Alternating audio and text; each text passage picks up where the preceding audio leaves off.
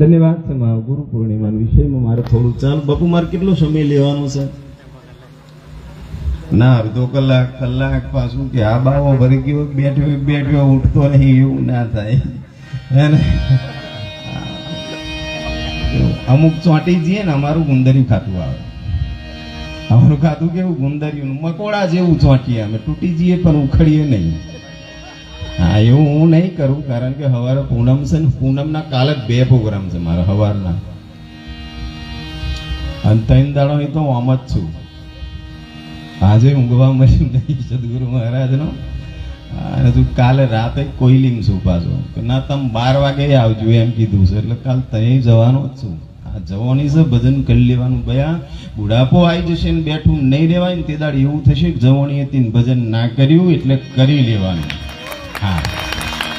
બુઢા પણ મેં માળાયો ફેરવી જીવની શી ગતિ થાય મનવા ચેતીન ચાલો ભાઈલા મહાપુરુષોએ વાત કરી જવાની છે ભરપૂર જવાની ભજન કરી લેવાનું બીજે બધે ફોંફો મારવાનું કોકના ઘરને જવું મોટલા ઉપર મોટલું નેચે દૂડી પડે ને પાછું પાણી ઉમેરવાનું આ બધું કરવું એના કરતા અહીં જે તરબોળ કરી દઈએ છે ને એ થોડું થોડું પી લો પછી એની જરૂર જ નહીં પડે કારણ કે એનો કેફત એવો છે એક વાર ચડી ગયું ને કોઈનું ઉતર્યું જ નહીં હા જાજુ ને કહેતા એક સદગુરુ મહારાજ નામથી આપણે એક ધૂન કરીશું દરેક તાલી વગાડશે દરેક મુખે બોલશે ધૂન બાદ થોડો સમય લઈશ જાજો સમય નહીં લઉં કારણ કે કલાકારો ઘણા છે તમારે લહેરી ભગતને પાછા હોભરવાના છે એટલે બેહજો એ તો મને ડાયરેક્ટ જ મિલ દેવા કહેતેલા પણ મેં કીધું ના એમને આવું થોડું માહોલ બને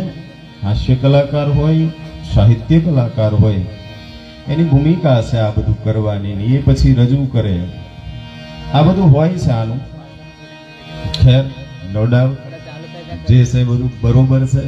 અને બરોબર કરીને હેડજો મજા આવશે સદગુરુ મહારાજનો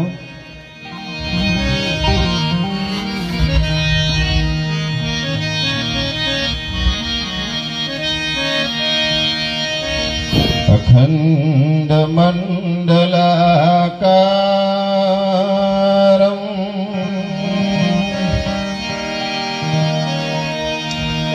વ્યાપ્તમેન ચરાચરમ